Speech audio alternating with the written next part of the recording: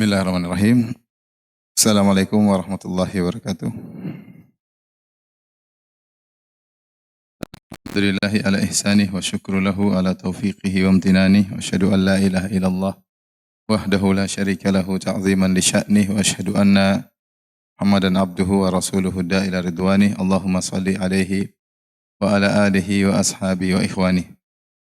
Hadirin dan hadirat yang dirahmati oleh Allah Subhanahu wa taala.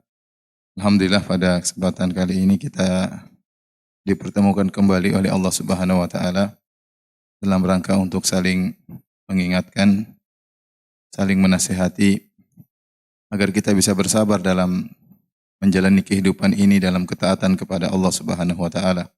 Salawat dan salam semoga tercurahkan selalu kepada junjungan kita Nabi Muhammad sallallahu alaihi wasallam dan juga kepada keluarganya serta seluruh sahabat beliau tanpa terkecuali. Topik yang akan kita bahas pada kesempatan kali ini adalah tentang problematika futur, yaitu atau kemalasan dalam beribadah. Ya. Tentunya ini problem dialami kita bersama ya. Semua orang yang menjalani ketaatan kepada Allah Subhanahu wa taala pasti ada masa-masa di mana dia akan futur. Dia akan malas dalam beribadah. Ini bukan hanya menimpa orang-orang yang baru hijrah ya, bahkan orang-orang yang sudah lama berhijrah ya, juga mengalami hal tersebut ya, mengalami hal di mana mereka ada masa-masa dia futur untuk malas beribadah. Bahkan terkadang kita dapati dalam sebagian hadis, sebagian sahabat juga mengalami hal tersebut. Nanti akan kita sebutkan dalilnya ya, bahwasanya futur ini problem yang dialami oleh semua orang. Karena sebagaimana perkataan pepatah, dawamul hal minal muhal, ya, bahwasanya selalu dalam satu kondisi taat terus itu adalah perkara yang mustahil. Nabi SAW bersabda, istaqimu walan tuhsu. Istiqamalah kalian dan kalian tidak bakalan mampu. Ada saatnya seorang kemudian malas, ada saatnya seorang dalam kondisi futur ya. Namun yang perlu kita bahas ya, bagaimana kita menghadapi masa-masa malas tersebut. Dan apa sih sebabnya kenapa kita sering mengalami masa tersebut? Ada sebagian orang dia kadang-kadang malas, tapi kadang tidak sering-sering. Sebaliknya ada sebagian orang malasnya yang sering, rajinnya yang kadang-kadang. Ya. Yang kita ingin adalah rajinnya sering, malas kadang-kadang itu suatu yang wajar. Nah, bagaimana, apa sebabnya, dan bagaimana kita menghadapi hal tersebut ya, agar kita selamat di dunia maupun di akhirat. Ibu yang dirahmati Allah Subhanahu wa taala ya. Rasulullah sallallahu alaihi wasallam telah mengisyaratkan hal ini dalam satu hadis yang sahih yang diriwayatkan oleh Al-Imam Ahmad rahimahullahu taala dalam musnadnya, di mana Nabi sallallahu alaihi wasallam bersabda dari hadis Abdullah bin Amr bin Al-As radhiyallahu ta'ala anhuma, anin Nabi sallallahu alaihi wasallam, dari Nabi sallallahu alaihi wasallam beliau bersabda, likulli amalin syirrah. Setiap amalan itu ada masa semangatnya, ada masa kuatnya dalam beramal. Wa likulli syirratin fatrah. Namun masa semangat beramal tersebut ada saatnya futur.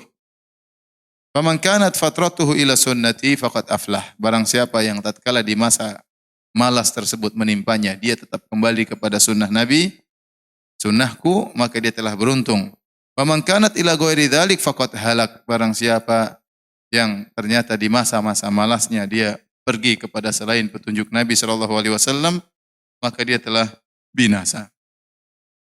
Maksud hadis ini sebagaimana dikatakan para ulama, tatkala kita inna likulli amalin syirrah, setiap amalan itu ada masa semangatnya. Kalau lagi semangat, semangatlah beribadah. Mumpung lagi semangat sedekah, sedekahlah. Lagi semangat sholat malamlah. Nanti ada masa di mana seorang futur, malas, dan itu menimpa siapa saja. Nah, tatkala menghadapi masa malas ini, satu saja yang harus dia lakukan, jangan dia tinggalkan kewajiban itu. Mungkin sholat malamnya dia tinggalkan, mungkin sholat rawatib dia tinggalkan, mungkin puasa sunnah dia tinggalkan, tapi yang fardu jangan sampai dia tinggalkan. Itu berarti di masa malas dia masih berada di atas sunnah Nabi sallallahu alaihi wasallam. Nah, orang yang seperti ini tatkala dia rasa malas, ditimpa dengan kemalasan ya, dia tetap mempertahankan yang wajib-wajib, suatu saat dia akan kembali lagi menjalankan yang sunnah-sunnah. Karena namanya manusia, ada masa dia tidak selalu semangat, ada masa dia pun berhenti dari semangatnya. Oleh karenanya, seperti saya singgung di awal pengajian, hal ini juga dialami oleh sebagian sahabat. Al-Imam Muslim dalam sahihnya meriwayatkan dari Hanzalah Al-Usayyidi radhiyallahu taala anhu, seorang sahabat bernama Hanzalah Al-Usayyidi, dan dia termasuk kutab Rasulullah, termasuk sekretarisnya Nabi sallallahu alaihi wasallam yang ikut mencatat Al-Qur'an kalau wahyu turun kepada Nabi sallallahu alaihi wasallam. Hanzalah berkata, "Laqiyani Abu Bakar." Aku bertemu dengan Abu Bakar As-Siddiq radhiyallahu taala anhu. Faqala kaifa anta? Maka Abu Bakar bertanya, "Bagaimana kondisimu?" "Ya Hanzalah, wahai Hanzalah." Qala, aku berkata, "Nafaqa Hanzalah." Hanzalah telah melakukan kemunafikan. Abu Bakar berkata, "Subhanallah, ma taqul? Apa yang kau katakan? Kenapa kau berkata kau terjerumus dalam kemunafikan?" Qultu, Hanzalah berkata, "Nakunu 'inda Rasulillah sallallahu alaihi wasallam yudzakkiruna bin nar wal jannah hatta ka'anna ra'yu 'ain." Kita kalau lagi di sisi Nabi sallallahu alaihi wasallam, lantas Nabi mengingatkan kepada kita tentang surga dan neraka, seakan-akan kita melihat neraka dan surga tersebut secara langsung. Ya, jadi kalau di sisi Nabi iman kita naik. Kita dengar Nabi cerita tentang surga, tentang neraka, seakan-akan kita lihat langsung surga dan neraka tersebut. Fa idza kharajna min inda Rasulillah. Tetapi kalau kita pulang meninggalkan Nabi sallallahu alaihi wasallam, afasna al-azwaj wal aulad wad dhayi'at, lantas di rumah kita interaksi dengan istri, dengan anak, dengan pekerjaan, ya. Fanasina katsiran, akhirnya kita lalai, banyak yang kita lupakan. Sehingga Hanzalah tatkala tidak di sisi Nabi merasa imannya lemah, tatkala di sisi Nabi SAW mendengarkan pengajian-pengajian maka dia merasa imannya tinggi. Itulah yang dia katakan, nafaqa Hanzalah, sungguhnya saya telah melakukan apa? Kemunafikan. Nanti dia merasa imannya kurang, itu adalah kemunafikan. Maka apa kata Abu Bakar? Fa wallahi inna lanalqa mithla hadza. Saya juga mengalami demikian seperti engkau alami. Fantalaqtu ana wa Abu Bakar, maka aku Hanzalah bersama Abu Bakar, kami pun pergi hatta dakhalna ala Rasulillah sallallahu alaihi wasallam, sampai kami bertemu dengan Rasulullah sallallahu alaihi wasallam. Qultu nafaqa Hanzalah ya Rasulullah. Aku berkata, wahai Rasulullah, sungguhnya Hanzalah telah melakukan kemunafikan. Maka Rasulullah SAW berkata, wa ma dzaka? Apa itu yang kau lakukan wahai Hanzalah? Maka Hanzalah berkata, ya Rasulullah, nakunu indaka tudzakkiruna bin nari wal jannah hatta ka'anna ra'yu ain. Kalau kami lagi berada di sisimu, di sisi Anda wahai Rasulullah, engkau ingatkan kami tentang surga dan neraka, seakan-akan kami melihat surga dan neraka. Fa idza kharajna min indik, tapi kalau kami sudah berpisah dari engkau, afasnal azwaj, kami berinteraksi dengan istri, wal aulad, dengan anak-anak, wal dhayi'at, dengan pekerjaan, dengan kegiatan duniawi, nasina katsiran, maka banyak yang kami lupakan. Faqala Rasulullah SAW bersabda, walladzi nafsi biyadihi in law tadumuna ala ma takununa indi wa fi dzikri la safahatkumul malaikatu ala furushikum wa fi turuqikum. Kata Nabi, demi zat yang jiwaku berada di tangannya, seandainya kalian selalu berada di sisiku, selalu kalian mengingat surga dan neraka seperti melihat surga dan neraka, dan selalu mengingat Allah Subhanahu wa taala, tentu malaikat akan datang dan berjabat tangan dengan kalian, bahkan di tempat tidur kalian, bahkan di jalan-jalan kalian. Akan tetapi walakin ya Hanzalah sa'atan wa sa'atan, akan tetapi sesaat dan sesaat, sesaat dan sesaat, sesaat dan sesaat. Rasulullah ulang sampai 3 kali. Kata para ulama, maksudnya ada saatnya kau semangat beribadah, ada saatnya kau rileks, ya, untuk semangat berikutnya. Jadi hadis ini menjelaskan bahwasanya namanya futur, ya, itu dialami oleh siapa saja, bahkan dialami oleh para sahabat. Tetapi menjadi masalah bagaimana menghadapi futur tersebut, masa futur tersebut. Ya, Rasulullah mengatakan sa'ah, ada saatnya kita semangat, ada saatnya kita rileks, ya. Jalan sama keluarga, jalan sama anak-anak, ada saatnya kita ngumpul sama kawan-kawan, bercanda, bergurau. Tapi bukan itu seterusnya. Kita rileks sebentar untuk semangat lagi. Itu maksudnya kata Nabi sallallahu alaihi wasallam. Tapi ini mau saya ingin menyampaikan bahwasanya kita semua mengalami problematika tersebut. Bahwasanya terkadang kita mengalami kemalasan. Namun kalau futur sudah menyerang dan berkepanjangan, ini yang jadi masalah besar. Menjadi masalah besar. Berarti tatkala kita mengalami futur, kita tidak berada di atas sunnah, tapi kita menghadapi futur tersebut dengan cara yang salah. Ya, dengan cara yang salah. Di antara tanda-tanda kita menghadapi futur dengan cara yang salah, misalnya hati kita menjadi keras, ya, hati kita menjadi keras. Sehingga kita sulit, ya, terenyuh, sulit meneteskan air mata tatkala kita membaca Al-Qur'an atau tatkala mendengar lantunan bacaan Al-Qur'an. Itu pertanda bahwasanya hati kita bermasalah. Hati kita bermasalah. Sebagaimana kata Utsman radhiyallahu taala anhu, ya, kalau seandainya kalian, ya, lau tahurat qulubukum, kalau hati kalian bersih, ma syabi'tum min kalami rabbikum, tentu kalian tidak akan merasa puas dengan membaca firman-firman Allah Subhanahu wa taala. Namun kita sendiri merasakan, kita baru baca satu halaman, dua halaman, kita sudah malas, ya. Bahkan kita merasakan baca dengan penuh keberatan. Dengan rasa berat kita membaca ayat-ayat tersebut. Padahal itu adalah, ya, asupan buat hati. Itu adalah, ya, untuk membuat hati kita menjadi tentram. Namun kenyataannya hati kita keras, di antara buktinya kita sulit untuk menangis tatkala kita membaca ayat-ayat Allah Subhanahu wa taala. Kemudian di antara tanda bahwasanya kita menghadapi futur dengan cara yang salah, merasa berat melaksanakan ibadah secara umum. Mau sholat duha rasanya malas banget, ya. Mau sholat malam apalagi, ya. Padahal kita sudah berusaha meletakkan alarm di mana-mana, tapi semuanya kita matikan dan kita tidur kembali. Alhamdulillah, ya. Sehingga kita tidak sholat malam. Terasa berat sekali untuk bangun, untuk wudu, kemudian kita sholat malam terasa berat. Itu berarti kita mengalami futur dan kita menghadapi futur tersebut dengan cara yang salah, ya. Sehingga kita malas beribadah. Ini macam-macam, mau puasa sunnah malas, mau sholat duha malas, sholat malam malas, mau sedekah ragu-ragu, ya. Kemudian di antara bentuk kita mengalami futur dan kita menghadapi futur dengan cara yang salah, kemalasan tersebut, misalnya kita selalu taswif, nanti deh, nanti, ya. Itu namanya taswif dalam istilah Arab. Sedikit-sedikit, mau ini, nanti deh. Mau baca Quran, nanti malam deh. Malam tidur, ya. Mau malam baca Quran, besok pagi, ya.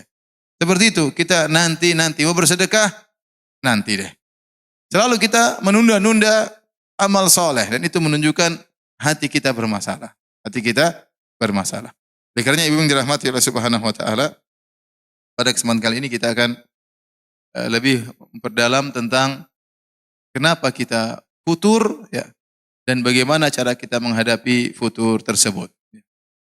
Sebelumnya ada beberapa pengetahuan atau kaidah yang perlu kita ketahui, ya. Yang di antara hal-hal yang membuat kita memang harus mengalami futur mau tidak mau. Yang pertama, manusia, ya, pasti terjerumus dalam maksiat. Cuma bedanya apakah dia banyak bermaksiat atau sedikit bermaksiat. Tapi pasti terjerumus dalam maksiat, itu suatu kepastian. Makanya Nabi sallallahu alaihi wasallam mengatakan, ya, kullu bani Adam khata' wa khairul khata'ina at-tawwabun. Seluruh namanya anak Adam pasti melakukan kesalahan, pasti. Dan sebaik-baik orang yang bersalah adalah yang bertaubat. Tadi saya sudah singgung juga hadisnya, istaqimu walan tuhsuh, istiqomalah kalian tidak bakalan mampu, siapapun orangnya. Siapapun orangnya, kecuali para nabi. Tapi selain para anbiya, ya, seperti kita modelnya, bagaimanapun kita berusaha untuk beriman, bertakwa, pasti kita kepleset suatu saat. Tinggal kita banyak kepleset atau tidak. Kalau kita sesekali kepleset, segera bertobat, maka itu orang baik. Tapi kalau terlalu banyak terpleset, maka berarti enggak beres, ya. Tetapi ingat bahwasanya manusia pasti dia melakukan kesalahan. Ini yang pertama. Yang kedua, kita harus sadar bahwasanya hati ini sangat mudah berubah. Hati ini sangat mudah berubah. Makanya dikatakan summiyal qalbu qalban litaqallubihi. Dikatakan hati dengan hati karena dalam bahasa Arab hati adalah qalb itu berubah-ubah. Mudah berubah, ya. Terkadang begini, terkadang, dan kita merasakan hal tersebut. Betapa sering hati kita berubah, terkadang kita ikhlas, terkadang kita riya, terkadang kita sabar, terkadang kita enggak sabar, terkadang kita husnudzon, terkadang kita suudzon, terkadang kita memaafkan, terkadang kita dendam. Betapa mudah hati ini berubah.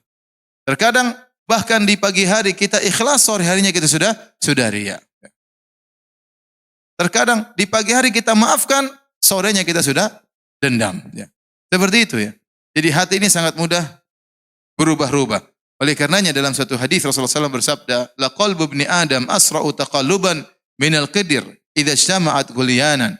Bahwasanya hati seorang anak Adam itu lebih cepat berubah daripada panci kalau sudah mendidih kan airnya bergejolak ya. Airnya mendidih sehingga bergejolak air tersebut, maka hati manusia lebih cepat berubah.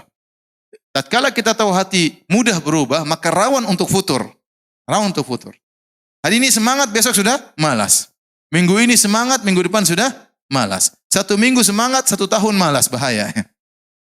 Jadi ini isyarat bahwasanya demikianlah sifat atau tabiat daripada hati manusia sering berubah-ubah. Maka seorang jangan merasa pede dengan kondisi hatinya sekarang ini. Kenapa? Karena hatinya rawan untuk berubah pada kondisi yang lain. Ya, sangat rawan. Maka dia harus benar-benar memperhatikan hatinya. Kemudian di antara kaidah yang agung dalam kaidah Ahlussunnah wal Jamaah, bahwasanya al-iman yazid wa yanqus. Iman itu naik dan turun. Tidak ada namanya manusia imannya stabil terus. Tidak ada, kecuali mungkin malaikat, ya, kecuali mungkin para nabi. Adapun manusia seperti kita yang biasa, maka iman terkadang naik, terkadang turun. Naik kata para ulama yazid bi ta'ah. Iman itu naik dengan ketaatan, wa yanqus bil ma'siyah, dan iman itu turun dengan apa? Kemaksiatan. Nah, kalau orang terjerumus dalam banyak kemaksiatan, imannya menurun. Dan kalau dia sudah imannya menurun, pasti dia akan ditimpa dengan futur yang luar biasa. Ya, rasa malas, rasa berat itu dialami seluruhnya. Kenapa? Karena dia terlalu banyak maksiat kepada Allah Subhanahu wa taala. Apakah maksiat dengan pandangannya, apakah maksiat dengan pendengarannya, atau maksiat dengan lisannya. Tetapi kita semua merasakan bahwasanya iman terkadang naik, terkadang apa? Turun. Maka tatkala iman kita lagi turun, waspada. Jangan kita biarkan terus-menerus sehingga dia turun semakin habis dan kita biarkan saja enjoy dengan kemaksiatan yang kita lakukan. Baik. Inilah hal-hal poin-poin yang harus kita ketahui ya, sehingga kita tahu kondisi kita ini untuk futur sangat mudah ya, untuk futur sangat mudah. Maka kita senantiasa waspada ya dalam menghadapi tatkala kita sedang futur. Baik. Bagaimana cara kita untuk mengurangi futur atau tatkala kita mengalami futur, apa yang harus kita lakukan? Ada beberapa hal yang mungkin harus kita perhatikan agar kita tidak cepat futur, dan kalau kita futur kita segera memperbaiki diri kita ya. Yang pertama, ibu yang dirahmati Allah Subhanahu wa taala, yang pertama beramal soleh sesuai dengan kemampuan. Ya. Sesuai dengan kemampuan. Jangan terlalu semangat berlebih-lebihan. Ya. Semangat terus mogok, berhenti. Ya. Tetapi berjalanlah semampunya tetapi berkesinambungan. Itu yang sangat penting. Tatkala kita berkesinambungan, maka kita tidak mudah terjerumus dalam futur. Kenapa bisa kita lakukan? Tapi kalau kita semangat berlebihan, akhirnya kita terjungkal sendiri. Dan itu banyak saya lihat. Orang mungkin baru hijrah, orang mungkin baru semangat luar biasa. Semangat tahu-tahu terjungkal. Entah berapa tahun kemudian kita enggak benar lagi tentang dirinya. Berapa tahun kemudian kita dengar lagi dia sudah tidak berdakwah. Berapa tahun kemudian kita sudah dengar lagi dia sudah tidak bersedekah. Berapa tahun kemudian kita dengar lagi dia sudah tidak ada pengajian di rumahnya, misalnya. Kenapa? Karena dia waktu semangat luar biasa berlebih-lebihan, imannya belum bisa sinkron dengan semangatnya. Sehingga saking semangatnya, kemudian dia mogok tiba-tiba. Dan itu bahaya. Ya. Oleh karenanya Nabi SAW bersabda, "Khudhu minal amali ma tutiqun." Kerjakanlah amal yang kalian mampu kerjakan. Fa inna Allah la yamallu hatta tamallu. Sungguhnya Allah tidak bosan sampai kalian yang bosan. Kemudian kata Nabi, "Wa ahabbu sholati ila Nabi sallallahu alaihi wasallam ma duwima alaihi wa in qallat." Dan salat yang paling disukai oleh Nabi SAW adalah yang paling kontinu meskipun sedikit. Ya. Dalam hadis kata Nabi SAW, "Ahabbul a'mali ila Allah adwamuha wa in qallat." Bahwasanya amalan yang paling dicintai oleh Allah adalah yang paling kontinu meskipun cuma apa? Sedikit. Kita tahu tidak semua ibu-ibu ya imannya tinggi kemudian semangat tiap hari saya baca 7 juz. Saya rasa nggak mampu ibu-ibu ya. Saya rasa nggak mampu ya. Saya aja belum tentu seperti itu bisa ya dengan berbagai macam kesibukan ya. Jangan kita paksakan diri, saya pasang harus tiap hari 5 juz misalnya. Kita bukan anak pondok di pesantren ya.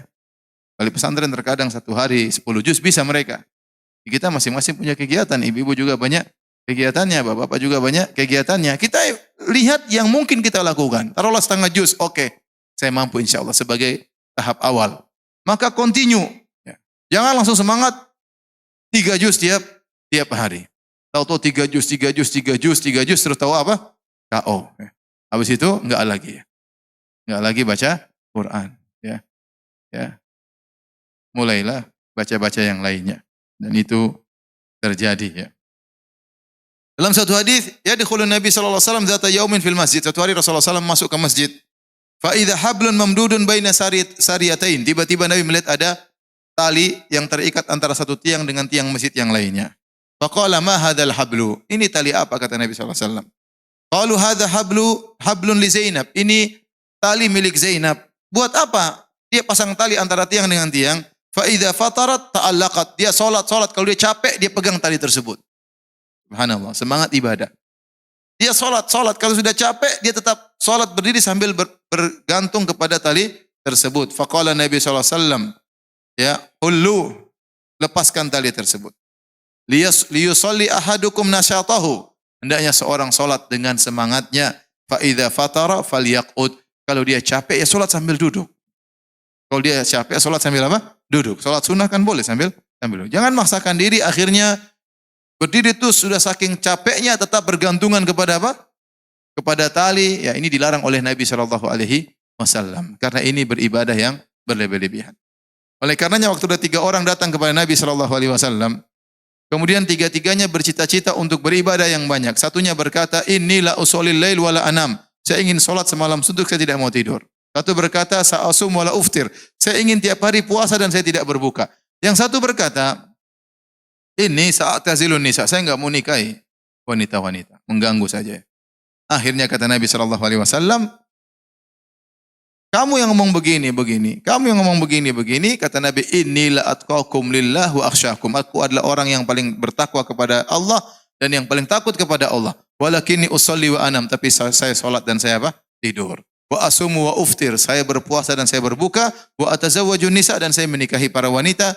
Faman raghiba an sunnati falaysa minni. Barang saya benci dengan sunnahku bukan dari golonganku. Jadi Nabi memberikan contoh ibadah sesuai dengan kemampuan masing-masing.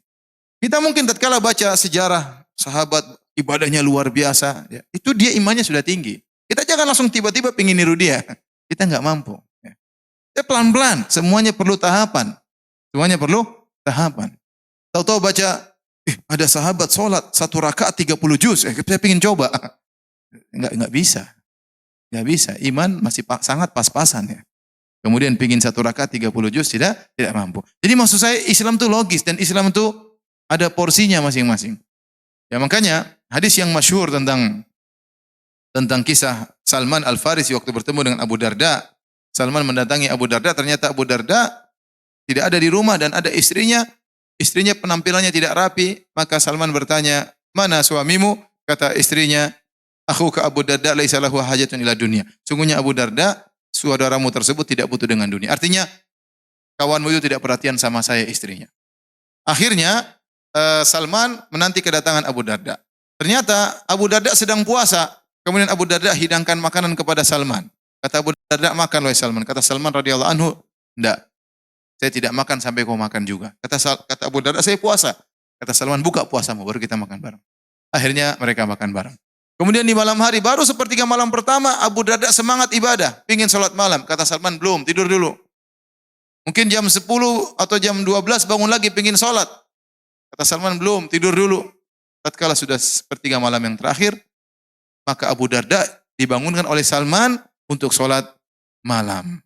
Setelah itu Salman nasihati Abu Darda. Dia berkata, "Inna li rabbika 'alaika haqqan." Wahai Abu Darda, sungguhnya Tuhanmu punya hak.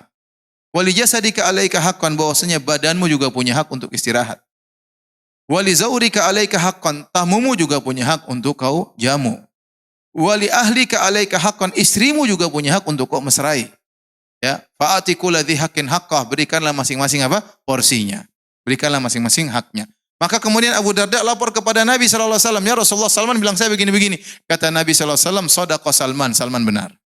Ini dalil bahwasanya kita tatkala beribadah, ya, lihat porsinya dan kita berusaha untuk berkesinambungan, berusaha untuk continue. Kalau terlalu berat kita tidak bakalan mampu, ya. Maka kita kasih porsi yang kira-kira sesuai dengan kemampuan kita, meskipun sedikit-sedikit. Ya. Dalam hal apapun, dalam sholat malam, dalam baca Quran, dalam sedekah, jangan langsung saya pingin tiap hari sholat duha 8 rakaat. Ya baru seminggu, oke. Mulai minggu kedua, waduh, capek. Akhirnya 1 rakaat pun tidak. Kenapa? Tidak kuat. Ya. Satu lagi, saya pingin bersedekah tiap hari 5 juta. Taib 5 juta tiap hari. Ya. Baru 3 hari sudah berhenti. Hari berikutnya nggak kuat ya. Kenapa? Karena Nabi tidak menyuruh kita demikian. Nabi suruh, "Alaikum minal amali ma tutiqun." Lakukanlah amalan yang kalian mampu. Ya. Nanti kalau kamu sudah terbiasa, sudah terlatih, sudah sinkron antara amal dengan imanmu, maka naikkan. Naikkan kuantitasnya, naikkan kualitasnya, tidak jadi masalah. Maka kita tidak heran melihat bagaimana para salaf dahulu ibadah mereka luar biasa. Lihatlah Abbad bin Bishr radhiyallahu taala anhu waktu dia salat, tahu-tahu kena anak panah di kakinya. Kemudian keluar darah, dia tetap sholat, melanjutkan sholatnya. Kena anak panah kedua, dia tetap sholat. Kena anak panah ketiga, dia tetap sholat. Maka ditanya, kenapa kau tidak berhenti dari sholatmu? Saya sedang baca surat Al-Kahfi. Dia tidak ingin berhenti di tengah jalan. Ya, itu lain ya. Ya sama seperti kita, baru ada semut kita sudah gelisah. Repot ya. Jadi maksud saya, seorang berusaha mencapai derajat yang tinggi tapi perlahan.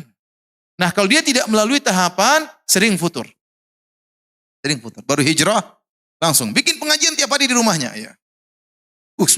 Haram, haram semua Buyan, gak usah pengajian. Ini pengajian bikin saya tidak bisa hidup begini caranya. Ya. Kesini gak boleh, kesana gak boleh, jalan-jalan gak boleh, beli ini gak boleh, anu gak boleh. Udah buyar pengajian. Ya pelan-pelan ya ukhti, pelan-pelan. Pelan-pelan. Iman kita gak kuat, pelan-pelan. Rasulullah suruh apa? Bertahap.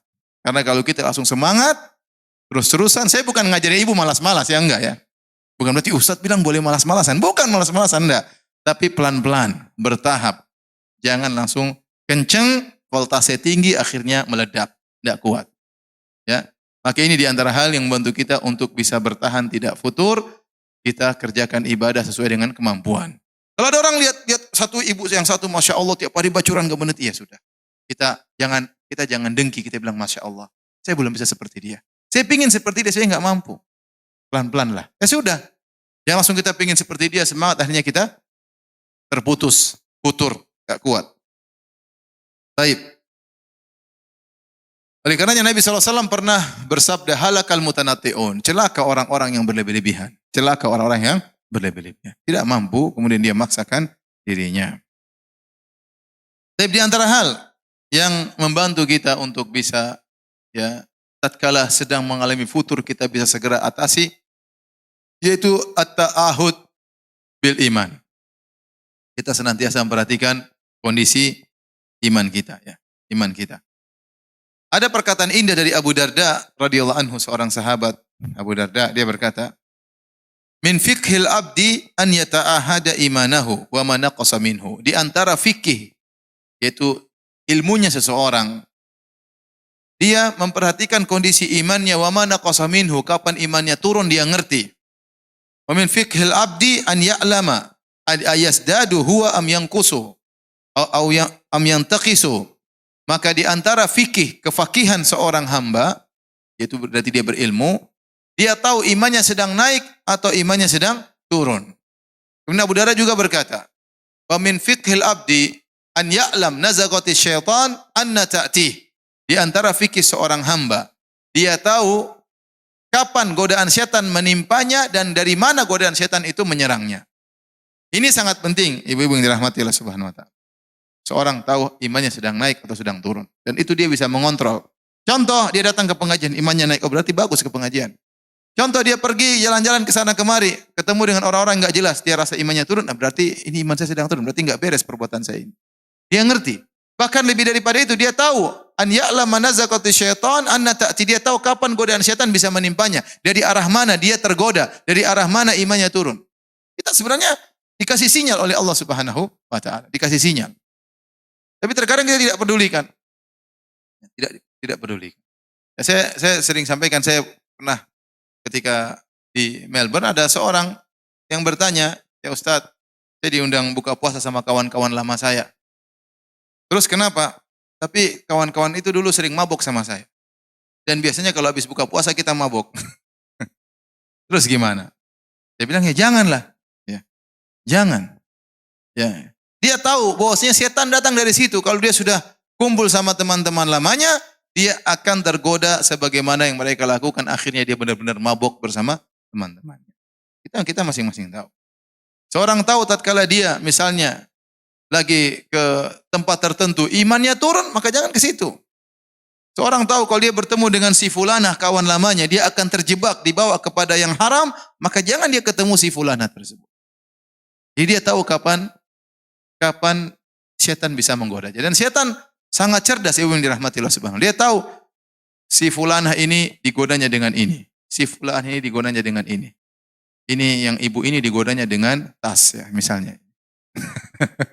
Ya, saya enggak tunjuk ibu tertentu ya, ya. Misalnya ibu yang ini digoda dengan ya misalnya baju-baju fashion yang mahal-mahal misalnya. Setan tahu ya. Sehingga dia tergoda di situ, ini tergoda di sini ya. Yang satunya digoda dengan ini, setan tahu siapa yang dia goda dan dengan godaan apa setan menggodanya. Sama seperti lelaki, ada yang digoda dengan wanita, mungkin dia tidak tergoda. Tapi digoda dengan jabatan, dia KO. Ya. Digoda dengan popularitas, dia tidak bisa bertahan. Sebaliknya ada yang digoda dengan uang haram, dengan uang riba, dia tidak mau. Tapi digoda dengan wanita, dia langsung KO, bertukuk lutut, tidak mampu. Setan tahu. Ya. Setan sudah pengalaman. Ya. Oleh karenanya, ya, terutama ibu-ibu yang baru hijrah, hati-hati ya. Tatkala kita hijrah, tentu setan sangat jengkel. Setan sangat tidak suka. Tapi setan tidak putus asa untuk mengembalikan lagi kepada masa lalu kita. Kembalikan lagi kepada masa lalu kita. Maka kita waspada. Kalau hal ini membuat kita terjerumus kembali, maka tinggalkan hal tersebut. Jangan coba-coba untuk mendatangi hal tersebut. Kita imannya lemah. Ya, iman kita lemah. Kita tidak ingin Allah sudah kasih kita hidayah, kemudian kita buang hidayah tersebut. Kita memilih kegelapan kita yang masa lalu. Sebagian orang kalau berjalan-jalan, berkelana di dunia Facebook, imannya turun, jangan berkelana di dunia Facebook. Ya masuk di Facebook, lihat teman-teman lamanya, lihat cowok-cowok lamanya, ya. Lihat. Dan bisa saja setan ingin tahu gimana kabarnya sih. Sudah kawin belum sih? Sudah. Coba istri, cantikan saya daripada istrinya. Mulailah. Namanya manusia, kita nggak tahu. Ya. Mengecek akun-akun orang. Akhirnya apa? Berkelana, hal tersebut membuat iman kita apa? Turun. Kalau kita tahu iman kita turun di situ, jangan coba-coba. Kalaupun kita terlanjur, segera istighfar. Segera bertobat kepada Allah Subhanahu wa taala. Oleh karena ini sangat penting. Seorang harus tahu kapan imannya naik dan kapan imannya turun dan dari mana dia terjatuh. Dia harus ngerti.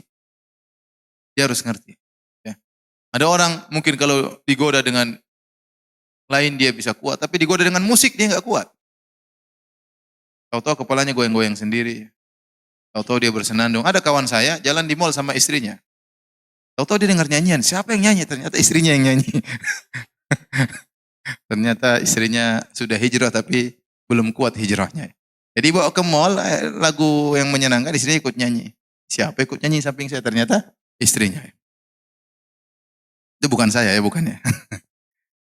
Baik.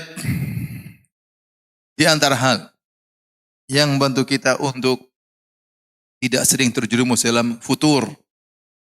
Dan kalau terjerumus dalam futur kita segera kembali adalah kita memilih teman yang benar. Memilih teman yang benar. Ini sering saya sampaikan berulang-ulang. Bahwasanya pengaruh teman itu sangat luar biasa. Teman bisa merubah mindset cara kita berpikir. Teman bisa merubah pola hidup kita dalam menjalani kehidupan. Teman bisa merubah cara berbicara kita. Yang tadinya mungkin seorang tawadhu bisa menjadi sombong. Dan sebaliknya orang yang sombong bisa menjadi apa? Tawadhu. Karena melihat temannya. Dengan teman yang baik, seorang yang tadinya pelit bisa jadi dermawan. Dan teman yang buruk, tadinya dermawan bisa menjadi apa? Pelit. Maka teman ini sangat penting, hati-hati dalam memilih teman. Kita kenal sama banyak orang nggak ada masalah. Tapi untuk sahabat kita harus pilih-pilih. Tidak sembarang seorang kita jadikan sahabat dekat kita. Kita harus benar-benar memfilter. Kita harus benar-benar selektif. Ya, karena teman itu sangat mempengaruhi pola pikir kita. Dan ini benar ibu-ibu yang dirahmati oleh Allah Subhanahu wa taala. Maka waspada. Ya. Ada seorang misalnya miskin bergaul sama orang kaya. Orang kayanya ngomong tinggi-tinggi terus. Ini si miskin akhirnya ngomong juga apa? Tinggi-tinggi. Dia lupa dirinya, bahwasanya dirinya apa? Miskin. Dan ini terjadi. Akhirnya dia pulang bawa penderitaan buat suaminya. Ngomongnya gara-gara salah bergaul. Gara-gara salah bergaul. Tetapi seorang yang misalnya kaya, sombong, bergaul dengan orang yang mungkin sederhana, kemudian lihat kesederhanaannya, maka mungkin bisa turun kesombongannya. Maka di antara penyesalan yang diucapkan oleh orang-orang yang masuk neraka jahanam adalah menyesal karena salah bergaul. Kata Allah Subhanahu wa taala, "Wa yauma ya'addu adh-dhalimu 'ala yadayhi yaqulu ya laitani ittakhadhtu ma'ar rasuli sabila." Hari di mana tatkala orang yang zalim menggigit kedua tangannya sebagai bentuk penyesalan dan dia berkata, seandainya dahulu saya mengikuti jalannya Rasulullah sallallahu alaihi wasallam, ya wailata laitani lam attakhidh fulanan khalila. Seandainya dahulu saya tidak menjadikan si fulan sebagai kawanku. Laqad adallani 'ani dzikri. Dia telah membuat saya lalai dari mengingat Allah Subhanahu wa taala. Ya benar, ketemu kawan main terus kerjanya. Ketemu kawan misalnya laki-laki, ketemu kawan hobinya bola, sudah. Ikuti bola, berita ini, berita terus enggak berhenti, namanya bola enggak pernah berhenti. Akhirnya waktunya habis tentang apa? Bola. Ibu juga demikian, hati ketemu dengan seorang ibu bicaranya fashion terus enggak berhenti, aduh. Ya, meskipun kita punya uang banyak, bukan itu pembicaraan kita. Apalagi kalau enggak punya uang ya. Bicara ini, merek anu. Ya, semua ibu-ibu butuh baju, oke, tapi bukan itu pembicaraan kita setiap hari. Kecuali ibu pedagang, yang lain cerita. Tapi kalau, jadi mau saya, ya, jangan sampai kita salah bergaul, akhirnya cara berpikir kita berubah. Ya. Kita bergaul sama orang suka gibah, kita akan jadi tukang gibah. Karena namanya persahabatan itu pasti ada sinkronisasi. Ini sering saya sampaikan. As-sahibu sahib, sahabat pasti menggeret. Pasti terjadi proses sinkronisasi. Kalau kita yang enggak berubah menjadi dia yang berubah menjadi seperti kita. Pasti ada penyesuaian, adaptasi antara satu dengan yang lainnya. Maka hati-hati, jangan sampai kita salah bergaul. Makanya Nabi dahulu disuruh oleh Allah bergaul dengan orang miskin. Nabi dahulu disuruh oleh Allah bergaul dengan orang miskin. Kata Allah Subhanahu wa taala, "Wasbir nafsaka ma'al ladzina yad'una rabbahum bil ghadati wal ashirin wajha." Wala ta'du aynaka anhum turidu zinatal hayatid dunya. Kata Allah Subhanahu wa taala dalam surat Al-Kahfi, sabarkanlah dirimu wahai Muhammad bersama orang-orang yang berdoa kepada Rabb mereka di pagi hari dan di petang hari, yang mereka berharap wajah Allah Subhanahu wa taala. Jangan kau panjangkan pandanganmu ya dari orang-orang miskin tersebut kepada orang-orang yang kaya, kau hanya menghendaki kehidupan dunia. Jadi kita ini bergaul sama orang yang ingatan kita dengan akhirat ya. Kita bergaul ada yang mungkin sederajat dengan kita secara ekonomi. Tidak apa-apa kita bergaul dengan orang lebih daripada kita. Dan kita punya teman juga yang miskin. Agar kita bisa seimbang ya. Kita bergaul dengan atas terus, akhirnya kita lupa bahwasanya dunia ini seakan-akan kita pegang selama-lamanya. Kita lupa bahwasanya dunia akan pergi. Dunia akan pergi. Akhirnya terkadang kita lupa bersyukur. Tapi kalau kita bergaul sama orang miskin, kita bersyukur kepada Allah Subhanahu wa taala. Ya, kita mungkin bisa membantu dia. Jadi maksud saya hati-hati dalam bergaul ya. Kalau salah bergaul berbahaya. Oleh karenanya terutama kepada orang yang baru-baru berhijrah, hati-hati dengan komunitas lama. Tatkala kisah yang ma'ruf tentang pembunuh 100 nyawa yang dia sudah membunuh 99 nyawa, dia datang kepada orang yang dianggap alim, dia berkata, "Wahai fulan, sungguhnya saya telah membunuh 99 nyawa. Apakah saya masih bisa bertobat?" Kata orang tersebut, "Tidak bisa. Kau tidak mungkin diterima taubatmu." Maka orang ini pun marah dan dia pun sembelih lagi orang tersebut, lengkaplah dia bunuh 100 orang. Setelah itu dia mencari lagi orang yang alim. Dia ketemu dengan orang yang alim. Dia bertanya, "Ya fulan, apakah Allah masih bisa menerima tobatku?" Kata orang alim tersebut, "Bisa. Tapi syaratnya kau harus pergi meninggalkan komunitasmu dan pergilah ke kampung yang lain. Beribadahlah kepada Allah dengan orang-orang di sana." Maka kemudian dia berjalan meninggalkan kampungnya menuju kampung yang lain. Di tengah perjalanan, belum sampai ke kampung tersebut, dia meninggal dunia. Akhirnya datang malaikat rahmat, malaikat azab, mengukur, ternyata jarak dia menuju kampung yang baik tersebut lebih dekat, akhirnya dia diampuni dan dimasukkan dalam surga. Tapi ini isyarat bahwasanya, kalau Anda ingin benar-benar hijrah, Anda ingin benar bertobat, tinggalkan komunitas yang lama. Kalau Anda ingin benar-benar berhijrah. Tapi kalau berhijrah, tapi masih gaul sama komunitas lama, yang masih suka joget-joget, yang masih suka nyanyi-nyanyi, yang masih suka glamor kehidupannya, susah. Anda hijrahnya tidak akan sempurna. Dan suatu saat Anda akan bisa kembali lagi. Dan orang yang baru berhijrah benar-benar diintai oleh syaitan. Syaitan ingin mengembalikan dia lagi. Syaitan ingin mengembalikan dia lagi. Jika antum hijrah, Anda anti hijrah, serius. Hijrah, jadi insya Allah kasih kawan-kawan yang lain. Yang bisa kita enjoy dalam bergaul, enjoy dalam bersahabat. Alhamdulillah. Dan insya Allah Allah berikan kelezatan yang lebih daripada komunitas yang lama. Tetapi kalau kita ternyata hijrahnya ragu-ragu, masih sering gaul sama komunitas lama, maka sangat mudah kita kembali lagi. Ustaz, apa kita harus putuskan hubungan sama komunitas lama? Jawabannya tidak. Tetapi bergaul sekedarnya. Sekedarnya boleh. Kita tetap say hello. Mungkin masih di grup. Tapi kalau ternyata memang benar-benar mengganggu, kita harus tinggalkan mereka karena Allah Subhanahu wa Ta'ala. Kalau tidak, maka suatu saat kita akan kembali lagi atau hijrah kita akan ragu-ragu. Saya ingatkan kepada mungkin sebagian orang, ya saya tidak tahu hadir di sini atau yang lainnya, yang mungkin sebelumnya berada dalam dunia artis, dunia ketenaran, kemudian dia berhijrah. Ya. Terkadang dalam hatinya masih ada syahwat, ingin tenar, ingin tetap terkenal, tetap disanjung-sanjung orang. Buang itu semua. Anda ingin hijrah, buang itu semua. Ya. Kalau mau hijrah, buang itu semua. Adapun hijrah tapi tetap saja masih mau disanjung orang, tetap saja ingin tampil bersama yang lainnya, maka saya rasa hijrah itu kurang sempurna. Ya.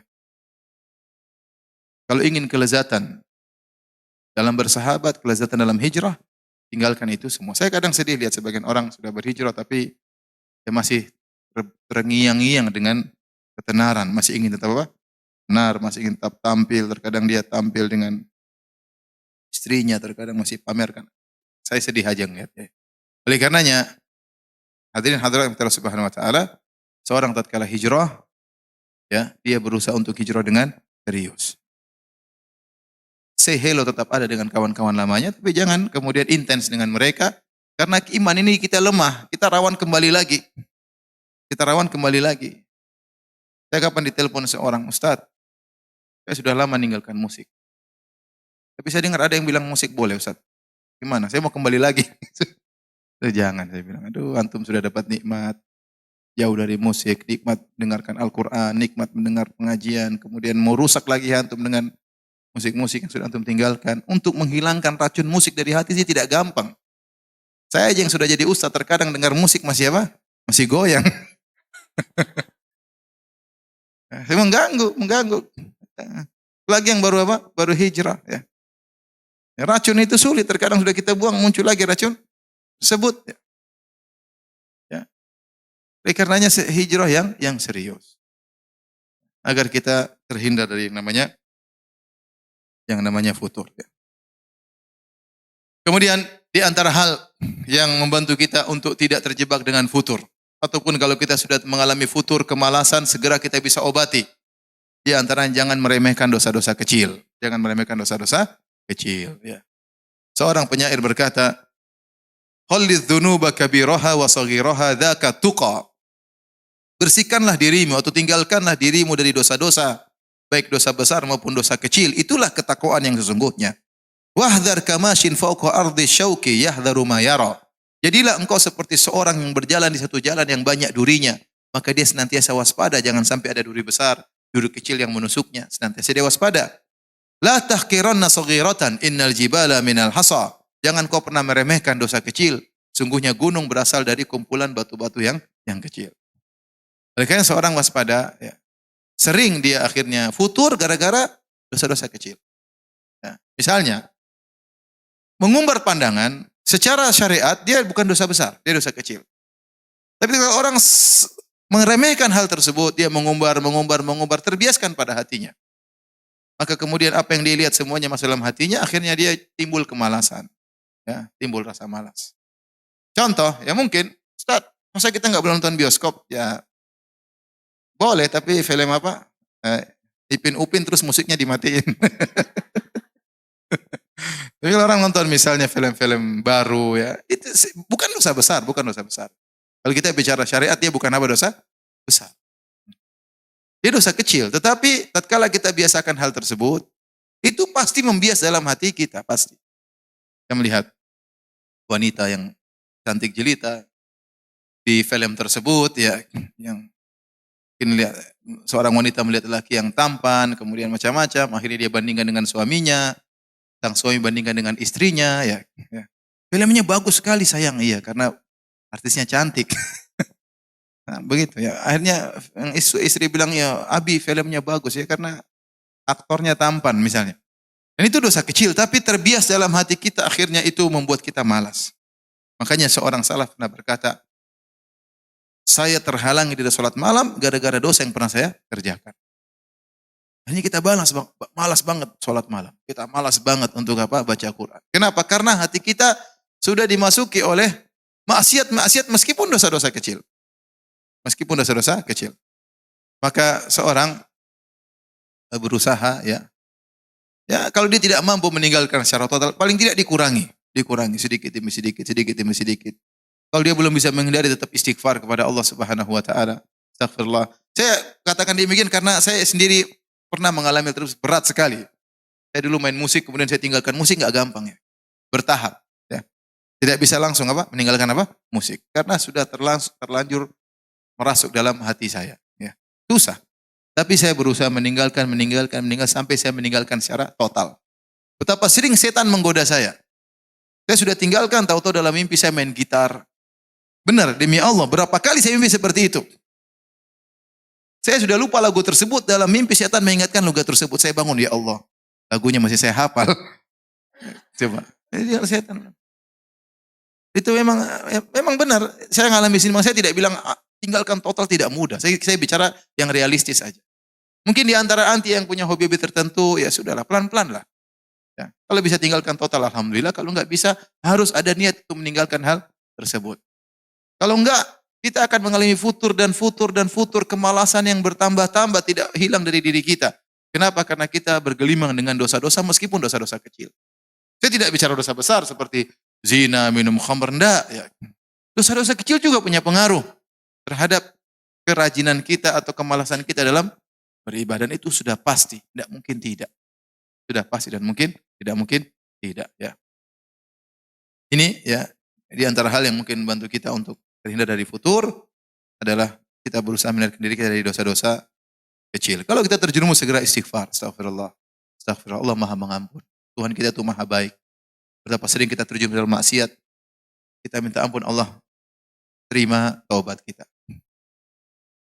Kemudian yang berikutnya, jangan buang-buang waktu.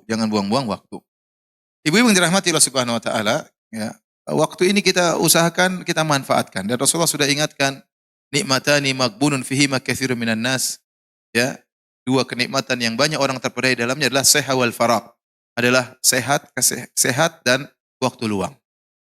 Kita mumpung masih sehat, kita manfaatkan waktu kita. Dan maksud saya, manfaatkan waktu bukan berarti hanya sholat, zikir, enggak. Maksud saya, waktu kita jangan terbuang-buang. Entah kita sedang bermesraan sama suami, entah kita sedang sama anak-anak, entah kita sedang sama orang tua ngobrol, entah kita ketemu sama kawan-kawan kita, ukhti-ukhti yang lain dalam rangka mendekatkan tali ukhuwah. Intinya tidak ada waktu yang terbuang-buang. Intinya tidak ada, semua waktu bermanfaat. Entah kita lagi duduk baca Quran, entah kita lagi bikin suatu makanan buat suami, Entah kita lagi duduk ngobrol sama pembantu misalnya, kita arahkan begini dan begini, entah kita menyenangkan tetangga kita. Pokoknya waktu kita jangan ada yang terbuang. Itu di antara hal yang buat kita tidak futur. Sehingga setiap waktu yang ada kita alami, semuanya berpahala. Karena saya sering sampaikan, bahwasanya ibadah bukan cuma baca Quran, bukan cuma zikir, senyum sama suami, ngurusin anak-anak, telepon orang tua, ziarah ke orang tua, telepon kakak adik, ketemu dengan keponakan, banyak yang bisa kita kerjakan. Kalau disuruh kita baca Quran dari jam 6 pagi sampai jam 6 sore enggak kuat. Tidak kuat kita. Ya. Yang bisa cuma malaikat. Malaikat kalau sudah beribadah kata Allah, la yafturun, tidak pernah futur malaikat kalau beribadah. La yas'amun, tidak pernah bosan. Kita ditimpa dengan kemalasan, ditimpa dengan kebosanan. Oleh karenanya tatkala kita mengalami keletihan dalam beribadah, isi dengan yang lain. Isinya berusaha untuk bermanfaat. Ya. Kalau enggak kita ngobrol dengan kawan-kawan di grup yang bermanfaat, waktu kita jangan dibuang. Ini membantu kita untuk melawan futur. Sebagian orang bingung, waktunya kebanyakan, dia ingin membunuh waktunya. Caranya apa ya? Sudah dia maksiat. Jadi dia maksiat. Lakukan hal yang tidak bermanfaat. Ya. Sementara waktu terus berjalan, umur kita semakin berkurang, ya, wajah semakin keriput, ya, dan seterusnya. Tubuh semakin membengkak. Oleh karenanya jangan buang-buang waktu. Yang terakhir yang dirahmati Allah Subhanahu wa taala, atau sebelum yang terakhir, punya rutinitas harian yang kita berusaha tidak kita tinggalkan apapun yang terjadi. Saya tidak usah bilang banyak-banyak, tapi yang penting kita berusaha melaksanakan rutinitas tersebut. Contohnya, zikir pagi petang, jangan pernah tinggalkan. Sudah, saya punya jadwal, saya harus zikir pagi, zikir petang. Ustaz, saya sibuk, lupa sampai maghrib belum zikir. Tidak apa-apa, habis maghrib boleh zikir petang, tidak ada masalah. Ustaz, saya lupa zikir pagi, ketiduran, bangun jam 7 siang. Tidak apa-apa, zikir pagi, tidak ada masalah. Boleh. Seharusnya kita zikir pagi, setelah sholat subuh, sebelum terbit matahari. Tapi kalau terlambat, tidak apa-apa, diqadha, tidak ada masalah. Sama, seharusnya kita zikir malam atau zikir petang, kalau bisa sebelum maghrib. Dan ada sebagian yang setelah maghrib. Tetapi seandainya kita lupa pada isya baru ingat, tidak ada masalah. Kita zikir petang, tidak ada masalah. Ini namanya wirid harian, jangan kita tinggalkan. Ya. Kita punya target misalnya, setiap hari saya harus baca, saya nggak usah banyak-banyak ibu, 1 halaman saja. Saya nggak bilang ibu baca setengah juz, 1 juz, 2 juz, enggak. Nggak usah bikin grup juz-juzan, nggak usah ya. Ya. Yang penting saya punya target, bawa Quran, ininya harus pindah tiap hari, apa namanya? Talinya harus pindah tiap hari. Ya. Apa namanya? Marknya. Ya, itu dipindahin tiap hari. Paling tidak sehari saya baca 1 lembar. Kalau tidak ada waktu lagi itu memang kebangetan. Kita baca berita di internet berjam-jam kita kuat. Bolak-balik lihat model sepatu kita kuat. Tas kita lihat terus berjam-jam meskipun nggak punya duit kita kuat. Masa kita membaca Quran tidak kuat? Harus ibu-ibu. Dan tidak mengapa wanita haid baca Quran, nggak ada masalah. Yang penting jangan dipegang langsung Qurannya. Hanya buka, disitulah ketenangan, disitulah kebahagiaan. Disitulah Allah akan menjaga hati kita. Nanti setiap malam Jumat atau hari Jumat baca surat Al-Kahfi. Minggu sekali kita baca. Karena dalam hadis disebutkan barang saya baca surat Al-Kahfi, Allah akan berikan sinar antara dia sampai Jumat ini sampai Jumat berikutnya. Itu di antara hal yang membantu kita untuk diberi petunjuk oleh Allah Subhanahu wa taala. Sudah enggak usah banyak-banyak, itu aja saya bilang. Enggak usah banyak-banyak, yang penting salat malam 1 rakaat enggak ada masalah kalau bisa. Kalau enggak bisa yang tadi aja dulu, ya. Rutin, ya. Kemudian jangan lupa mendoakan orang tua, mendoakan anak-anak.